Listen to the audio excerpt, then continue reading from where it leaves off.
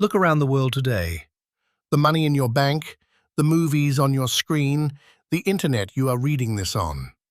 One country sits behind a huge slice of all of it, the United States.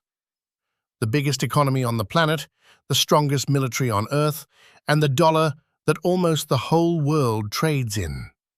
Its soldiers, its companies, and its culture reach into almost every corner of the globe. But rewind just 150 years, and this same country was a bruised, divided farm nation, bleeding out of a brutal civil war. In 1865, it had barely an army, no empire, and almost no voice in world affairs. So how does a broken farm country end up running the modern world? It was not one lucky moment. It was 5 turning points, stacked one on top of the other. Let's count them. Turning point 1. The factory. After the Civil War ended, America put its head down and started to build.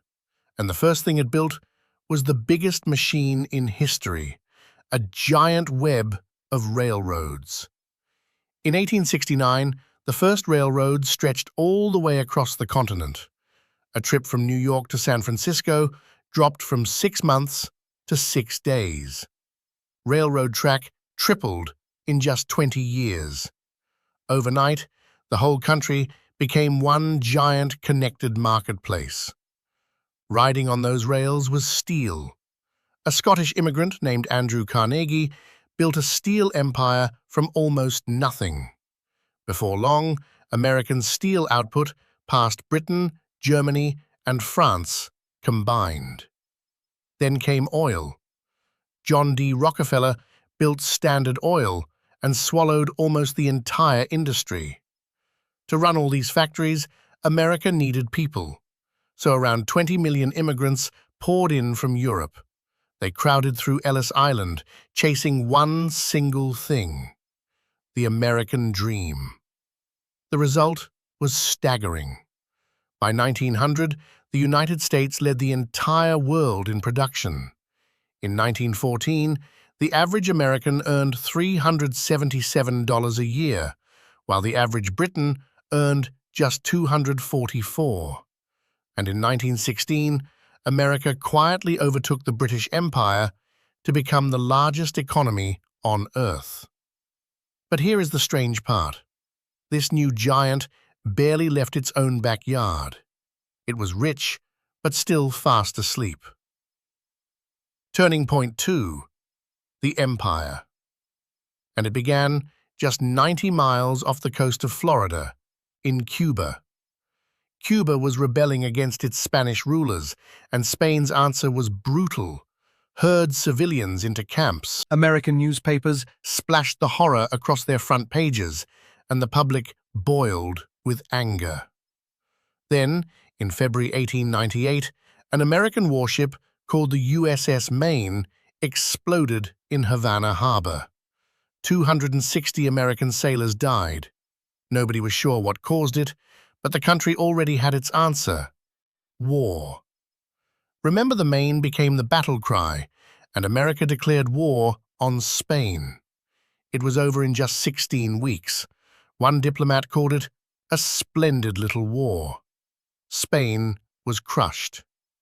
In the peace treaty, America took Puerto Rico, Guam, and the Philippines, paying Spain $20 million. It turned Cuba into a protectorate and planted a permanent Navy base at Guantanamo Bay. That same year, 1898, America also reached across the Pacific and annexed the islands of Hawaii.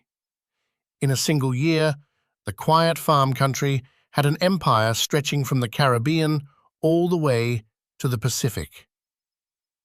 Turning point 3. The bank. In 1914, Europe set itself on fire in the First World War. America watched from across the ocean and did something very profitable. It stayed out, and it sold.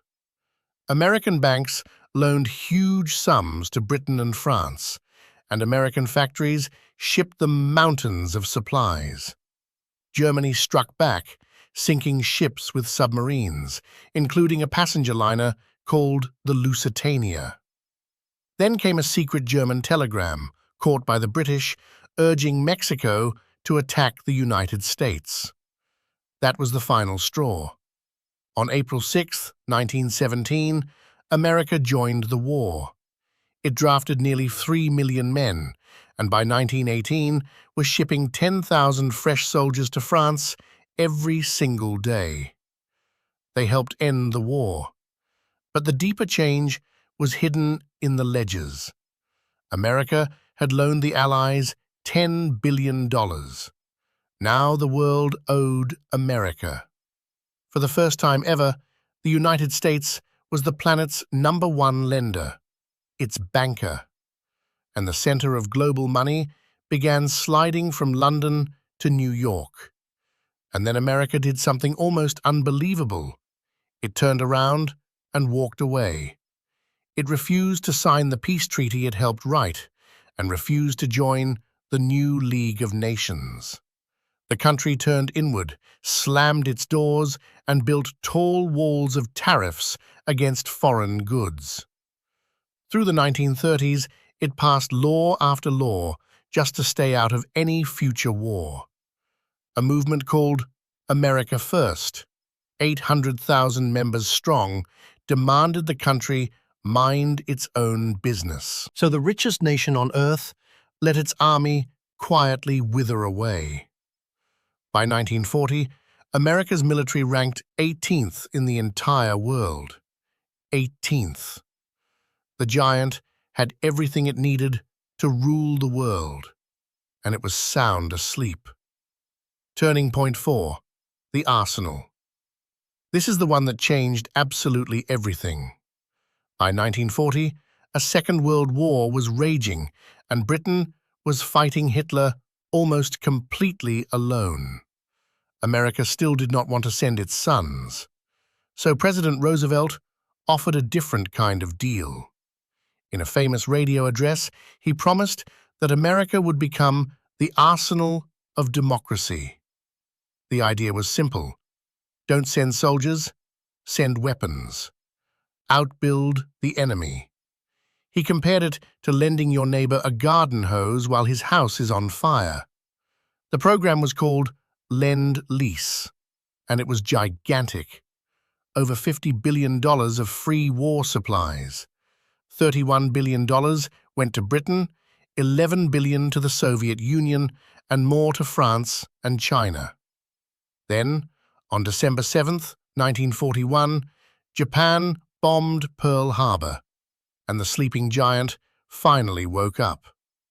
The same factories that once built cars now poured out tanks, planes, and ships at an impossible speed. But America held one card that no one else on Earth could play.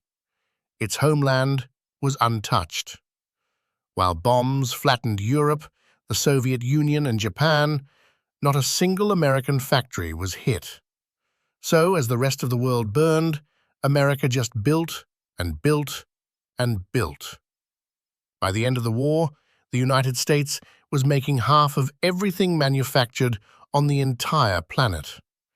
And it sat on 2/3 of all the gold on Earth, $26 billion of it. A magazine publisher had already given the era its name. He called it the American Century. Turning point 5, the Rulebook. With this much power, America did not just win the war, it redesigned the world. In July 1944, before the war was even over, 44 nations gathered in a quiet hotel in New Hampshire. Holding most of the world's gold, America set the terms. It tied the dollar to gold and tied every other currency to the dollar. From that day on, the dollar was the world's money. America also created the IMF and the World Bank. Then America did something surprising. It rebuilt its former enemies, pouring $13 billion into Western Europe. It was generous, and it was clever. It tied Europe to America and locked out Soviet communism. With the dollar, the atomic bomb, and a new alliance called NATO, America now stood at the center of the world. Only one rival was left standing, the Soviet Union.